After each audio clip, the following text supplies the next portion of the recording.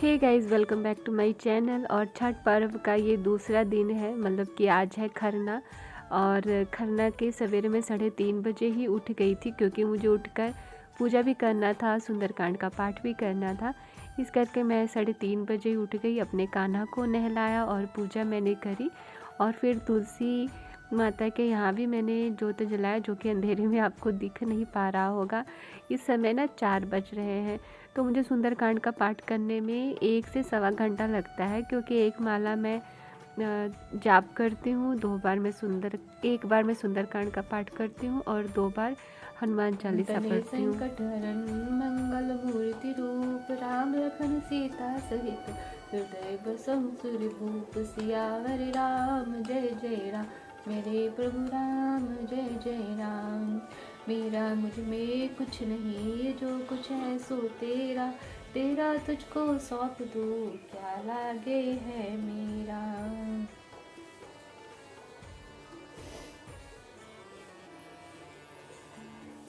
कवन सो काज कठिन जग माही, जो नहीं होए तात तुम पाई।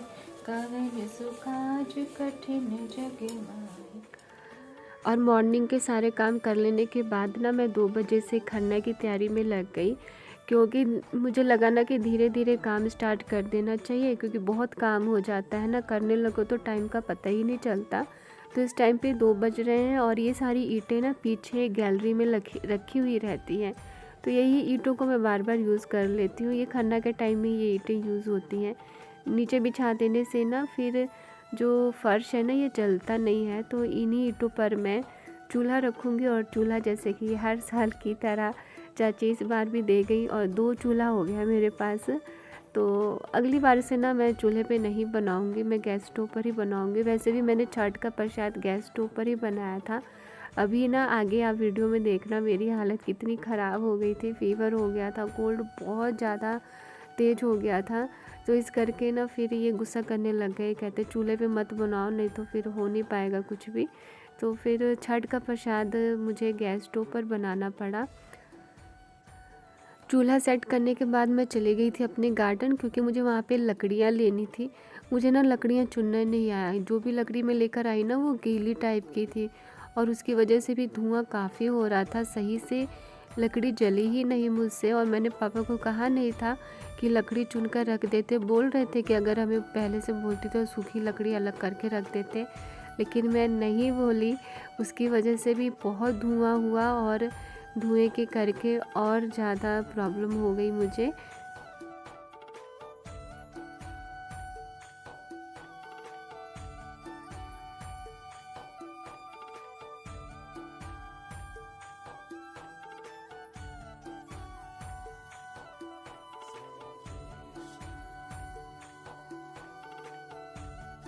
पहले मैं ना इसी साड़ी पर छठ करने वाली थी, लेकिन पापा ले आए साड़ी, तो इस करके फिर ये साड़ी मैं मॉर्निंग में करने वाले दिन पहन ली।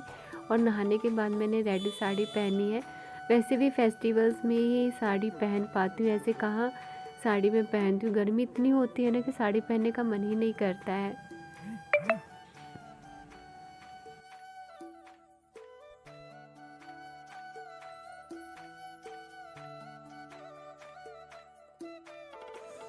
जा रही लकड़ी लाने बारिश से, मेरे नाक पे दाग हो गया, मुझे अच्छा नहीं लगता है। चल तो जाने दे बाथरूम में। चलिए मैं आपको दिखाती हूँ घाट कैसा बना है। काफ़ी गहरा बना दिया इसमें, तो पानी की तरह लगेगा बेटा इसमें। ओहो, सीढ़ी भी बना दिया। तो ये है घाट बनकर तैयार हो गया। यहाँ पे सामान रखाएगा, उधर नहीं बनाया है सामान रखने के लिए बेटा। उधर ऐसी जगह नहीं है, कैसे रखोगे? ये केले का पेड़ है ये। हाँ। पहला अर्घ तो उधर ही न जाएगा सांझ का। तो ये है घाट, कुछ ऐसे बनकर रेडी हुआ है। पाप रखने वाला है। कहाँ तक आ रहा है, मेरे कमर तक आ रहा है पानी। अच्छा बना है, लेकिन वही है कि काफ़ी अच्छा गहरा बना दिया।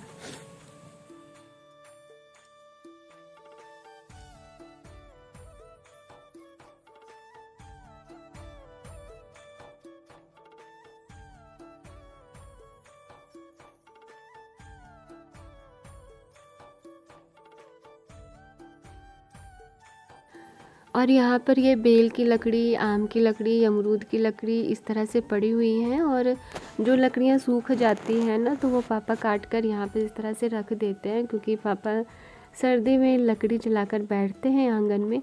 तो इसी में से मैंने भी ले लिया जलाने के लिए, लेकिन क्या हुआ कि मुझे लकड़ी चुननी नहीं आई। जो भी लकड़ी ली मैंने वो पूरी तरह से सूखी हुई नहीं थी, जिसकी वजह से भी बहुत धुआं हुआ, और धुएं की वजह से मेरी हालत ख़राब हो गई। एक तो वैसे ही एलर्जी की प्रॉब्लम, ऊपर से कोल्ड हो रखा था, तो इन दोनों चीज़ों ने मिलकर ना मेरी तो हालत ही ख़राब कर दी। और यहाँ पे केले का पत्ता भी मैंने काट लिया, क्योंकि शाम हो जाता, अंधेरा हो जाता, तो फिर पत्ते तोड़े नहीं जाते, तो इस करके मैंने केले का पत्ता भी काट लिया, क्योंकि नैज इसी पर रखा जाएगा।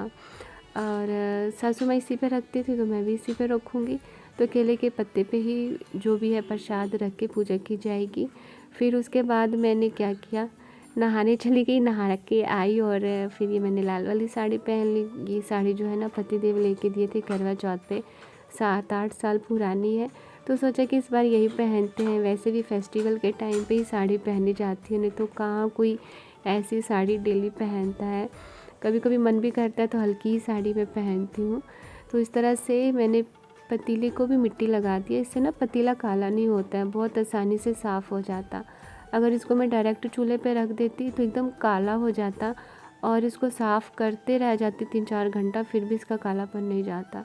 तो इस करके मैंने मिट्टी लगा दिया, और यहाँ पे कलश की पूजा करी, चूल्हे की पूजा की, फिर मैंने अग्नि प्रज्वलित की। तो इस तरह से ये सारे छोटे छोटे नियम होते हैं जो कि करने ही चाहिए। तो इस तरह से मैंने 5 बार तिलक लगा दिया, सिंदूर का लगाया है, और छठ पूजा में ज़्यादातर सिंदूर ही यूज़ होता है। तो सिंदूर का तिलक लगाया, अक्षत रखा, और अगरबत्ती दिखाकर फिर मैंने अग्नि प्रज्वलित की। तो प्रसाद में मैंने बनाया था खीर और सुहारी। खीर में था दूध, चीनी और चावल। तो बहुत सारे लोग कमेंट करते हैं कि गुड़ डाला जाता है, ऐसे होता है, वैसे होता है। तो देखिए, इस घर में आने के बाद ना मैंने मेरे हिसाब से बहुत सारी पूजा स्टार्ट की, जो कि कभी होता नहीं था। जैसे कि 9 दिन का नवरात्रि जो है मदर इन लॉ कभी नहीं रखती थी, और भी बहुत सारी जो नियम है जो मैं करती हूँ मदर इन लॉ नहीं करती थी। तो ये सारी चीज़ें आप कर सकते हो, लेकिन जो चीज़ें शुरू से चली आ रही हैं दादी के समय से चली आ रही है, शायद उनके पहले से भी चली आ रही होंगी, तो उनको बदलना नहीं चाहिए। मैंने कहा भी था कि गुड़ का बनता है, ये डलता है, वो डलता है, तो मदर इन लॉ बोली भी थी कि यहाँ पर शुरू से यही बनता आ रहा है, तो तुमको बदलना है तो तुम बदल लेना। एकदम अजीब ही मुझे टोंड कसी। तो मैंने यही कहा कि जो शुरू से चली आ रही है तो उसको मैं क्यों बदलूँगी, जैसे बन रहा है मैं भी वैसे ही बनाऊँगी। प्रसाद तो मैं ही बना कर देती थी, तो मैंने कहा कि जैसे बन रहा है वैसे मैं भी हमेशा से बनाती रहूँगी। तो इस करके ये सिंपल तरीके से ही खीर और सुहारी बनाई जाती है। तो 4 लीटर दूध आया था, दूध वाले अंकल आए नहीं थे, तो पापा दुकान से ही सुधा का पैकेट ले आए थे, जिसमें कि मैंने 1.5 लीटर रख दिया था बच्चों के पीने के लिए, और बाकी के दूध के मैंने खीर बनाई थी। और मैं प्रॉपर आपको बनाते हुए नहीं दिखा पाई, क्योंकि नहीं हो पा रहा था मुझसे, कैमरा मुझे ही सेट करना था, और बिट्टू बहुत थक गया था। तो मैंने उसको कहा था कि बेटा नीचे जाओ, तुम आराम कर लो, मैं किसी तरह से कर लूँगी अब। और धुआं इतना हो रहा था ना, लकड़ी भी सही से नहीं जल रही थी, इस करके भी मैं प्रॉपर जो है बनाते हुए मैंने आपको कुछ दिखाया नहीं।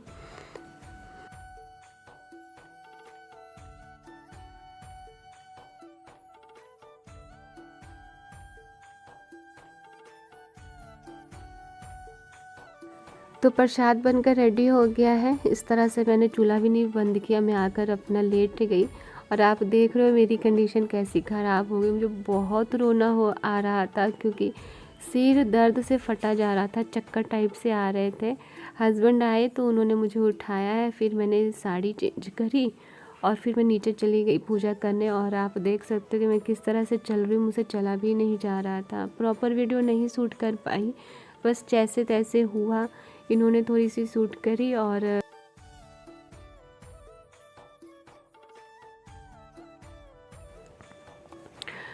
तो इस तरह मैंने 4 जगह नेज रखा। तो इस तरह से नेज रखा, अपने लिए प्रसाद निकाल लिया और 1 गिलास दूध, गरम दूध बोले कि ज़रूर पी लेना, तो गरम दूध तो नहीं पिया गया, आधा गिलास मैं दूध पी। और फिर दवाई भी खानी पड़ गई। अगर मैं दवाई नहीं खाती ना तो पतिदेव गुस्सा हो जाते, और मैं नहीं चाहती कि इस पर्व के टाइम पे घर में कोई गुस्सा करे, तो इस करके मैंने दवाई भी खा ली। तो बस यहीं तक है ये व्लॉग।